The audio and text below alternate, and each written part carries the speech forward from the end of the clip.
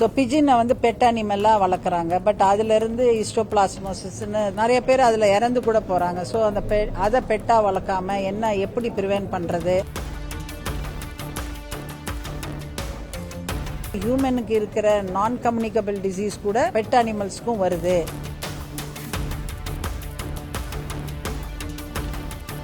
உள்ள நடமாட்டம் இல்லாமல் வீட்டுக்குள்ளேயே இருக்கிற தொட்டு அவங்களோட நியூட்ரிஷன் அல்லது அவங்களோட வளர்ப்பு தன்மையை பொறுத்து அவங்களுக்கும் இந்த நான் கம்யூனிகபிள் டிசீசஸ்லாம் வருதுன்னு வெட்டர்னரி ஆஃபீஸர்ஸ் சொல்கிறாங்க. ரேபீஸ் வருது. அது ஏன்னா நம்ம ஸ்ட்ரே டாக்ஸ்ன்னு சொல்லுவோம். நிறைய நாய்கள் நடமாட்டம் இருக்குது, அதாவது அந்த டாக்ஸ் நடமாட்டம் இருக்குது. அந்த ஸ்ட்ரே டாக்ஸுக்கு என்ன தடுப்பு முறைகளை செய்து சொல்லிக் கொடுக்கிறார்கள். மேலும் அதை தடுப்பதற்கும் என்ன செய்ய வேண்டும் என்று சொல்லிக் கொடுக்கிறார்கள். இது காமன் ரேபீஸ் தான் முக்கியமான இது. அது இல்லாமல் நம்ம பிக்ஸ், அதாவது பன்றிகள் மூலமாகவும் பறவைகள் மூலமாகவும் சில வியாதிகள், வைரல் டிசீசஸ், நம்ம ஸ்வைன் ஃப்ளூ இதெல்லாம் சொல்கிறோம் இல்லையா, ஆர் த்ரூ அந்த ஃபவுல் இதில் இருந்து வர்றது, இந்த மாதிரி ஃபங்கல் இன்ஃபெக்ஷன், காமன் ஃபங்கல், இப்போ ஹிஸ்டோபிளாஸ்மோசிஸ் பிஜின்ல இருந்து வருதுன்னு சொல்கிறாங்க. ஸோ பிஜினை பெட் அனிமலாக வளர்க்குறாங்க. பட் அதிலிருந்து ஹிஸ்டோபிளாஸ்மோசிஸ்ன்னு இது நுரையீரல் பற்றிய சம்பந்தம். இப்போ நிறைய பேர் அதில் இறந்து கூட போகிறாங்க. ஸோ அந்த அதை பெட்டாக வளர்க்காம எப்படி ப்ரிவென்ட் பண்ணுறது அந்த பிஜின்ஸ் எல்லாம். அதே மாதிரி 4 கால் அந்த அனிமல்ஸ் லைக் டாக்ஸ், கேட்ஸ், அதில் இருந்தும் சில viral infection, bacterial infection, fungal இன்ஃபெக்ஷன்லாம் வருது.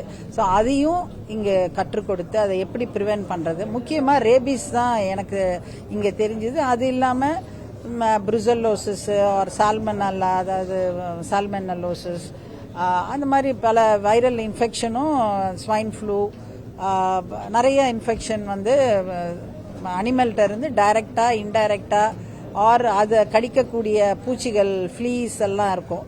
அது வழியாகவும் நம்மளுக்கு அந்த வியாதி எல்லாம் வரும் ஹியூமன் பீயிங்க்கும்.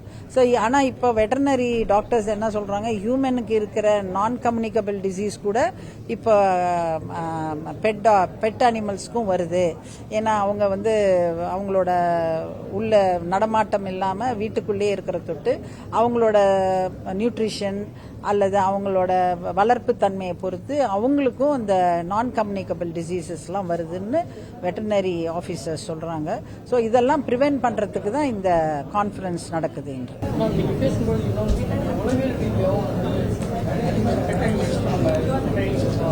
ஆமாம், அது இனிமே அவங்க அவங்க சைக்கலாஜிக்கலாக நிறைய அனிமல் அஃபெக்ட் ஆகிறாங்க. ஸோ அதை பார்த்து அதை ஃபியூச்சரில் டெவலப் பண்ணுறதுக்கு நம்ம வெட்டர்னரி டைரக்டரும் டீனும் அதை மேலும் எடுத்துக்கொண்டு செல்வார்கள் என்று அவர்கள் கூறியிருக்கிறார்கள். So psychology of animals.